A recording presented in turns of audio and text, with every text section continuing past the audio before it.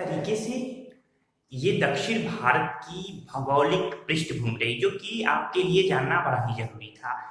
आपने यहाँ देखा, ये नर्मदा नदी यही उत्तर और दक्षिणी संस्कृति को दो भागों में डिवाइड करती है। तो आइए अब हम आगे देखते हैं। तो आगे के आइए यहाँ पे, तो तमिल प्रदेश में मैंने बताया कि आर्यों का जो प्रवेश हुआ उसका श्रेय मैंने पहले ही बताया कि ऋषि अगस्त्य को जाता है। और ये प्रवेश कब हुआ? ये संगम युग के कुछ पहले। अब आपके मन में आ रहा होगा, अगर आप नहीं जानते होंगे कि ये संगम युग या कायक कहाँ से चला आया, तो नहीं, मैं आपको बता दूं कि जिस तरीके से सभ्यताओं का प्रारंभ हुआ, पुरा पाषाण काल, फिर मध्य पाषाण काल, फिर नव पाषाण काल, वैसे ही दक्षिण भारत में भी पुरा पाषाण काल, मध्य पाषाण काल और नव पाषाण काल का प्रारंभ हुआ। 1000 ईसा पूर्व में आपने महापाषाण काल देखा। महापाषाण काल के बाद अब चंद्रगुप्त मौर्य के समय दक्षिण भारत में एक सुनियोजित व्यवस्था या राजतंत्र चल रहा था, जिस पर मौर्यों का अधिकार था। तो इन संदर्भों में जब मौर्य साम्राज्य के पतन के बाद अब छोटे छोटे जो सरदार थे, सरदारी थे, वो अब धीरे धीरे अपनी शक्ति को बढ़ाते गए और धीरे धीरे इसमें 3 मुख्य सरदारी, ये सरदारी नामक आता है, ये जो सरदार आप जानते हैं इसी तरीके से। तो एक जो कि मालाबार तट पे उभरे वो थे चेर। ये छोटे छोटे जो संगठन थे या मुखिया थे उनका एक समूह था। उसी तरीके से यहाँ एक चोल, ये चोल जो कि तमिलनाडु, और फिर यहाँ ये मदुरा वगैरह के इलाके में पांड्य। तो इस तरीके से तमिलनाडु में चोल, मदुरा, ये मदुरा के आसपास के क्षेत्रों में पांड्य, और केरल में यानी चेर जो मालाबार तट है वहां पे चेरों का उदय हुआ। तो इस तरीके से ये 3 महत्वपूर्ण शक्तियों का उदय हुआ। और प्रारंभिक ये 3 महत्वपूर्ण जो शक्तियां हैं, यही संगम युग में हम इनका उल्लेख करेंगे। संगम युग, ये जो संगम युग है, अगर यहाँ हम दक्षिण भारत की बात करें तो दक्षिण भारत का के इतिहास को 2 भागों में बांटा जा सकता है। पहला जो है वो मौर्यों के बाद धीरे धीरे अपने वर्तमान स्वरूप में आया, 100 से लेकर 300 ईस्वी तक, जिसे संगम युग कहा जाता है। संगम युग की विशेषता ये रही, संगम मतलब एक संगोष्ठी, यानी इसमें ये पांड्य राजाओं के संरक्षण में हुआ था। 3 संगम हुए थे। इसमें कवियों को आमंत्रित किया जाता था, राजाओं का संरक्षण मिलता था, कुछ सदस्य भी शामिल रहते थे। और इसी प्रक्रिया में जिन कवियों की रचनाएं ये मानी जाती थी कि हाँ ये छपने योग्य है या ये रचनाएं ठीक हैं, अच्छी हैं, उन रचनाओं को पब्लिश यानी छापा जाता था। इस तरीके से संगम युग को हम पढ़ेंगे। संगम युग में हम 3 साम्राज्यों को देखेंगे। मैंने बताया ये साम्राज्य न कहिए, ये कहिए कि वो 3 ऐसे क्षेत्र जो कि मौर्य के बाद अपने आप को महत्वपूर्ण शक्तिशाली बनाकर उभरे, चेर, चोल और पांड्य। इसके बाद दक्षिण भारत की राजनीति में उथल पुथल की जो राजनीति रही, उसके तहत हम 300 से 1650 ईस्वी तक पढ़ेंगे। जानना जरूरी है, ये मैं आपको क्रम बता दूं। सबसे पहले जो साम्राज्य या वंश हमें दिखाई देता है वो है कदम्ब वंश। कदम्ब वंश की जो राजधानी थी वो वनवासी थी, जो कि कर्नाटक। इस तरीके से पहला वंश कदम्ब। इसके बाद से हम गंग वंश को देखेंगे। गंग वंश का जो राज्य था वो मैसूर यानी कर्नाटक में था। इसके बाद हम पल्लव देखेंगे। पल्लवों की राजधानी कांची थी। कांचीपुरम तमिलनाडु में है। तो कांची व महाबलीपुरम या मामल्लापुरम के क्षेत्र में पल्लव सक्रिय थे, तमिलनाडु। इसके बाद हम देखेंगे चालुक्यों को। चालुक्यों की कई शाखाएं हैं, जिनमें हम सबसे पहले वातापी के चालुक्य देखेंगे।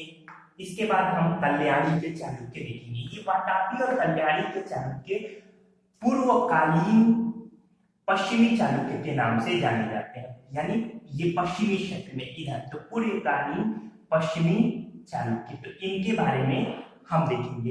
इन्हीं वातापी के चालुक्यों को समाप्त करके राष्ट्रकूटों ने दक्षिण भारत में अपनी सत्ता स्थापित की। राष्ट्रकूटों का मुख्य क्षेत्र ये महाराष्ट्र वगैरह का क्षेत्र है। तो ये चीजें देखेंगे। कल्याणी के चालुक्यों को की सत्ता समाप्त करके यादवों जो काकतीय वंश था, यानी काकतीय के यादवों ने अपनी सत्ता स्थापित की। तो ये सब हम क्रमागत से देखेंगे। पूर्वकालीन चालुक्यों के बाद हम वेंगी के, ये पश्चिमी चालुक्यों के बाद हम वेंगी के पूर्वी चालुक्य देखेंगे। वेंगी जो कि आंध्र प्रदेश का हिस्सा है। तो इस तरीके से हम आंध्र प्रदेश में यानी इधर पूर्वी चालुक्यों के बारे में देखेंगे। इसके बाद इस क्रम में चालुक्य के बाद राष्ट्रकूट आते हैं, जिनका पूरा विस्तृत अध्ययन करेंगे। फिर चोल आते हैं। चोलों का साम्राज्य बहुत महत्वपूर्ण है। चोलों की जो स्थानीय प्रशासनिक व्यवस्था थी, ग्राम व्यवस्था थी, वो बड़ी ही शक्तिशाली और बड़ी सुव्यवस्थित सुसंगठित थी। इसके बाद से हम पांड्य शासकों के बारे में थोड़ा अध्ययन, क्योंकि इस समय के पांड्य उतने शक्तिशाली नहीं थे। फिर इसके बाद देवगिरी के यादव थे। तो देवगिरी के यादव को हम दक्षिण भारत के इतिहास में देखेंगे। फिर द्वार समुद्र के होयसल, द्वार समुद्र के होयसल, ये होयसल जो है वर्तमान में इसे हेलीवीडु या हेलीवीड कहा जाता है। ये कर्नाटक में, हम्पी वगैरह आप सुने होंगे, बड़ा महत्वपूर्ण है।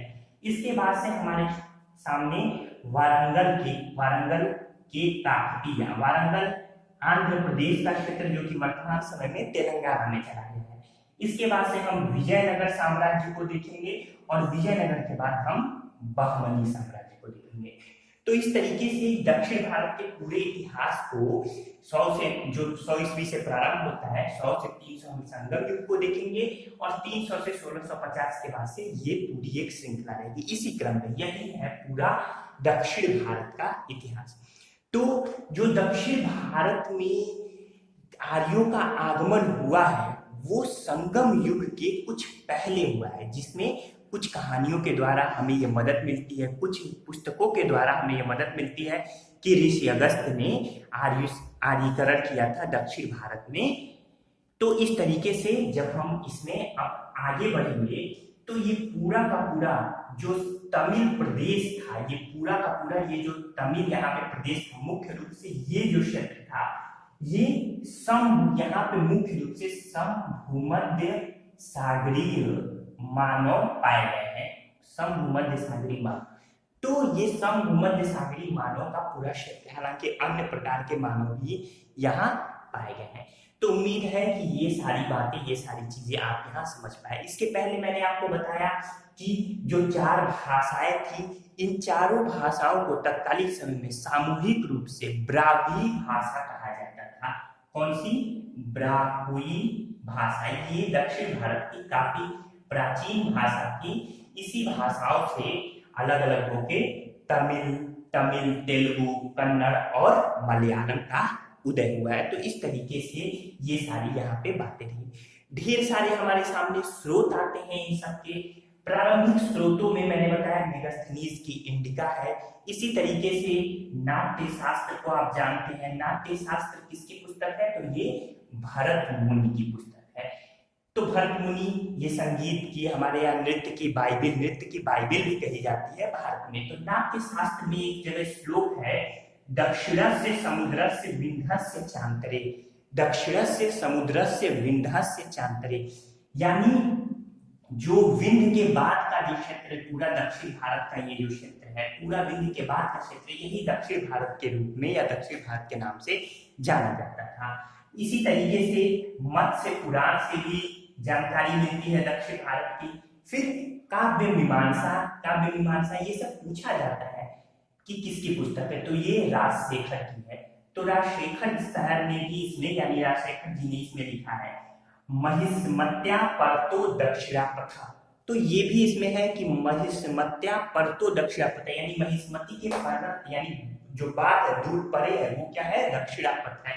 तो इस तरीके से जो मिडिल भारत के नीचे का जो क्षेत्र हम यहाँ देख रहे हैं वो हमें दक्षिणापथ के नाम से यहाँ पे जाना जाता है। फिर अन्य स्रोतों में परवर्ती चालुक्यों को देखेंगे, यानी परवर्ती जो बाद वाले जो चालुक्य लिख रहे हैं, जिसमें एक श्लोक है सेतु नर्मदा मध्यम दक्षिणापथम, यानी सेतु नर्मदा से लेकर रामेश्वरम सेतु के मध्य का क्षेत्र, सेतु नर्मदा मध्यम दक्षिणापथम। तो नर्मदा से लेकर जो रामेश्वरम से फिर उसके मध्य का क्षेत्र दक्षिणापथ के नाम से जाना जाता था। इसी तरीके से पेरिप्लस, जिसके लेखक का नाम अज्ञात है, तो Periplus of Erythraean Sea, Erythraean यानी इधर जो आपके पश्चिम में, तो इस तरीके से पेरिप्लस ऑफ द इरिथ्रियन सी, इसमें भरूच बंदरगाह की चर्चा हुई है। तो अरब सागर की जो समुद्र है उसकी बात हो रही है। हालांकि पेरिप्लस ऑफ इरिथ्रियन सी के लेखक अज्ञात है, 1ली शताब्दी की ये रचना है, पुस्तक है। इसके बाद से रामायण, फिर महाभारत, इन सब में भी उल्लेख है प्रारंभिक दक्षिण भारत का। तो इस तरीके से हम जान पाए हैं कि वास्तव में दक्षिण भारत का जो क्षेत्र है वो क्या है। इस आधार पर दक्षिण भारत को 2 भागों में बांटा गया है। तो दक्षिण भारत को 2 भागों में, कौन कौन से 2 भागों में बांटा गया है, यहां मैं आपको बता दूं कि एक है जो कि दक्षिणापथ है, दक्षिणापथ को दक्कन भी कहा जाता है। ये 2 भाग मैंने आपको बताया। और दूसरा जो है ये सुदूर दक्षिण है। तो एक दक्षिणापथ और दूसरा सुदूर दक्षिण। दक्कन का जो प्रदेश है, नदियां, इसीलिए मैंने शुरू में नदियां बताई, नदियों के आधार पे ये बंटवारा किया गया है। तो नर्मदा से लेकर तुंगभद्रा तक, तुंगभद्रा जो कि अभी आपने देखा कृष्णा की सहायक नदी, तो नर्मदा से लेकर तुंगभद्रा तक का ये पूरा का पूरा क्षेत्र ये दक्षिणापथ के रूप में जाना जाता है। जबकि तुंगभद्रा के दक्षिण यानी तुंगभद्रा के दक्षिण का जितना भी क्षेत्र है वो सभी सुदूर दक्षिण के रूप में जाना गया है। यही जो दक्षिणापथ है, मैंने बताया इसे दक्कन कहा जाता है, जबकि ये जो सुदूर दक्षिण है इसे दमिलकम या तमिलकम प्रदेश के रूप में भी जाना गया है, तमिलकम प्रदेश के रूप में भी जाना गया है। पेरिप्लस में जो पेरिप्लस ऑफ इरिथ्रियन सी है उसी में ये तमिलकम नाम मिलता है। तो इस तरीके से दक्षिण भारत को हम 2 भागों में डिवाइड करके देखेंगे, दक्षिणापथ यानी दक्कन का, नर्मदा से तुंगभद्रा तक का, और दूसरा तुंगभद्रा के दक्षिण में। तो इस तरीके से ये सारी चीजें आपने यहाँ पे जानी। तो उम्मीद है कि आप दक्षिण भारत में हम क्या पढ़ेंगे और किस तरीके से दक्षिण भारत का ये बंटवारा हुआ है उसे आप समझ पाएंगे। तो इसके बाद से जो कहानी है दक्षिण भारत की, मैंने बताया कि जो कि प्रागैतिहासिक काल से शुरू होती है, संगम काल तक पहुंचती है, तो उसके बारे में भी देखेंगे। उससे पहले हमें दक्षिण भारतीय इतिहास के स्रोतों को जानना बड़ा जरूरी है। तो दक्षिण भारतीय इतिहास के स्रोत हम देखते हैं अगला टॉपिक। अभी तक हमने 2 टॉपिक देखा। एक पहला टॉपिक था कि दक्षिण भारत की भौगोलिक पृष्ठभूमि, फिर इसके बाद से हमने दूसरा टॉपिक देखा कि आर्यों का आगमन और दक्षिण भारत के साम्राज्य कैसे कैसे चलेंगे, दक्षिण भारत का किस तरीके से पृष्ठभूमि या बंटवारा हुआ। अब आइए हम आगे बढ़ते हैं दक्षिण भारत के इतिहास के स्रोत।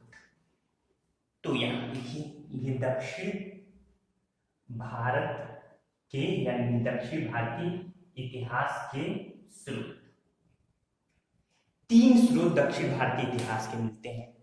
कौन कौन? एक तो साहित्यिक स्रोत जो कि भारतीयों के रहे, दूसरा विदेशियों के जो विवरण है, और तीसरा जो पुरातत्व यानी खनन के द्वारा या सिक्के वगैरह इन सब के द्वारा हमें मिले हैं। तो सबसे पहले इसे हम 3 भागों में बांटकर देख सकते हैं। पहला है साहित्यिक स्रोत, साहित्यिक। दूसरा है कि विदेशी लेखक व यात्रियों के विवरण, और यहाँ पे तीसरा है पुरातत्व यानी अभिलेख हो गए इसमें, फिर सिक्के हो गए, फिर स्मारक हो गए, ये सारी चीजें जो हमें खुदाई से मिली है। तो पुरातत्व यानी जो चीजें हमें खुदाई से मिली है। तो इस तरीके से हम क्रमागत ढंग से एक एक यहाँ पे देखेंगे कि साहित्यिक कौन कौन से स्रोत रहे, यहाँ से परीक्षाओं में प्रश्न आपके पूछे जाते हैं। तो साहित्यिक स्रोतों की बात करें तो सबसे पहला प्राचीन साहित्य ऋग्वेद को जानते हैं, लेकिन ऋग्वेद में दक्षिण भारत का उल्लेख नहीं मिलता, यानी दक्षिण भारत का कोई प्रमाण ऋग्वेद में नहीं मिलता। संभवतः ऋग्वैदिक काल के जो परंपरा यानी आर्य थे 1500 ईसा पूर्व के, वो दक्षिण भारत से परिचित नहीं थे। इसके बाद से जो ऋग्वेद के बाद जो ब्राह्मण ग्रंथ हैं, जो वेदों को समझने के लिए इन ब्राह्मण ग्रंथों में प्रमाण मिलता है। तो इन ब्राह्मण ग्रंथों में मुख्य रूप से ऐतरेय और शतपथ ब्राह्मण में प्रमाण मिलता है। तो इस तरीके से ऐतरेय और शतपथ ब्राह्मण ये 400 ईसा पूर्व के बाद लिखे गए हैं। ये प्रमाणित होता है कि 400 ईसा पूर्व तक अब दक्षिण भारत का आर्यीकरण या तो हो चुका था या दक्षिण भारत की जानकारी मिल चुकी थी। इसके बाद से प्रारंभिक स्रोतों को जब हम आगे बढ़ाएंगे तो पाणिनि की अष्टाध्यायी आएगी। तो ये अष्टाध्यायी पाणिनि की है, जैसा कि आप जानते हैं 6ठी शताब्दी ईसा पूर्व, 6ठी शताब्दी ईसा पूर्व की ये रचना है। तो इस तरीके से पाणिनि ने के स्रोतों में हालांकि कुछ विवाद भले हैं, लेकिन ऐसा लगता है कि पाणिनि दक्षिण भारत से परिचित नहीं थे, क्योंकि इनकी जो अष्टाध्यायी है उसमें दक्षिण भारत का एक आध जगह उल्लेख हुआ भी है। तो इस क्रम में हुआ है कि इससे ये सुनिश्चित नहीं है कि वो दक्षिण भारत है या दक्षिण पद है, तो इस तरीके यानी दक्षिण दिशा है। तो इस तरीके से पाणिनि के बाद जो इनके बाद बौद्ध ग्रंथ, कुछ बौद्ध ग्रंथों में दक्षिण भारत का उल्लेख हुआ है, जिसमें सुत्त पिटक, विनय पिटक, इन सब में ये उल्लेख हुआ है। इसके अलावा महावंश में भी दक्षिण भारत का उल्लेख दिखाई देता है। इसके अलावा कात्यायन की रचना वार्तिक में, कात्यायन की रचना वार्तिक में जो कि पाणिनि के यानी अष्टाध्यायी के जो टीकाकार हैं, ये किसकी रचना है? कात्यायन। इन्हें वररुचि भी कहा जाता है। इसमें ये 4ठी शताब्दी ईसा पूर्व के हैं। तो 4ठी शताब्दी सही कर लीजिएगा, ईसा पूर्व। तो इस तरीके से कात्यायन की रचना में पहली बार दक्षिण भारत का यहाँ में प्रमाण दिखाई देता है। तो हम यहाँ ये बात कह सकते हैं कि जो वैदिक हमारे साहित्य रहे, उन साहित्यों में कात्यायन यानी उसकी रचना वार्तिक में दक्षिण भारत का प्रमाण ये सिद्ध करता है कि 400 ईसा पूर्व तक अब दक्षिण भारत से आर्य परिचित हो चुके थे। इसके बाद से और तमाम स्रोतों में रामायण है, फिर महाभारत है। आप जानते हैं कि रामायण के किष्किंधा कांड में दक्षिण भारत का उल्लेख ज्यादा है, जिसके तहत दंडकारण्य क्षेत्र का भी उल्लेख है। दंडकारण्य ये जो उड़ीसा से लेकर आंध्र प्रदेश का ये जो क्षेत्र था, ये दंडकारण्य के रूप में जाना जाता था, जहां राम जी ने अपना वनवास बिताया था।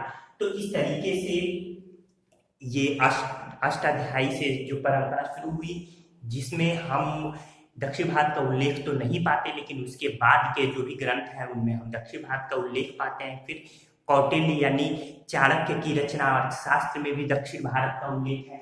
चाणक्य की रचना में यहाँ पे पांड्य देश का एक उल्लेख है, तो पांड्य देश मोती के लिए प्रसिद्ध था। इसी तरीके से मदुरा सूती कपड़ों के लिए प्रसिद्ध था। तो इस तरीके से ये सब महत्वपूर्ण है। इसके बाद से अगर हम बात करें तो हम संगम साहित्य में आएंगे। संगम साहित्य जो कि मैंने बताया 100 से 300 का जो समय था वो मुख्य रूप से 1 से 250 ईस्वी अगर हम मान लें तो ये संगम साहित्य। इसके बाद से विल्हड़ की विक्रमांक देवचरित भी महत्वपूर्ण रचना है। विक्रमांक देवचरित, विल्हड़ की विक्रमांक देवचरित्र में कल्याणी के चालुक्य शासक विक्रमादित्य षष्ठ यानी छठे का प्रमाण दिखाई देता है। इसके बाद से अवन की सुंदरी कथा, तो अवन की सुंदरी कथा सार महाकवि सुड्डर का है। किसका? सुड्डर। अवन की सुंदरी कथा सार, इसमें पल्लव नरेश सिंह विष्णु और उनके परवर्ती शासकों का यानी बाद के शासकों का उल्लेख दिखाई देता है अवन की सुंदरी कथा। इसी तरीके से एक हास्य ग्रंथ है कटाक्ष, जिसमें किया गया है तत्कालिक समय की पुलिस और न्याय व्यवस्था पर ये कटाक्ष है। उनमें व्याप्त जो भ्रष्टाचार है उस पर कटाक्ष है। जो कपालियों और बौद्धों में भ्रष्टाचार और कुरीतियां व्याप्त है उन पर कटाक्ष है। तो मत विलास प्रहसन बड़ी महत्वपूर्ण रचना है महेंद्र वर्मन प्रथम की।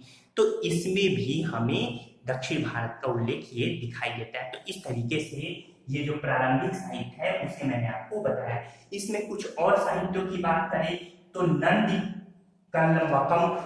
कल्लमकम भी दक्षिण भारतीय इतिहास का एक स्रोत है। नंदीवर्मन तृतीय के जीवन वृत्त आप अपने स्क्रीन पे इसे देख पा रहे होंगे। तो नंदीवर्मन तृतीय के जीवन वृत्त को इसमें दिखाया गया है। इसके बाद से लोक विभाग जो कि एक जैन ग्रंथ है जिसमें सिंहवर्मन के राज्य का वर्णन दिखाई देता है।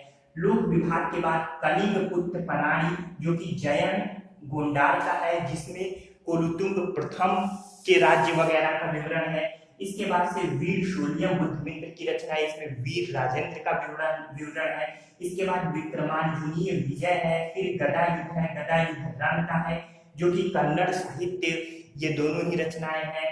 इसके बाद से पंब जो कि कन्नड़ के पंब, ये बड़े महत्वपूर्ण है, रण और पंब ये कन्नड़ साहित्य के कवि हैं जिसमें पंब को कन्नड़ साहित्य का सर्वश्रेष्ठ कवि माना जाता है।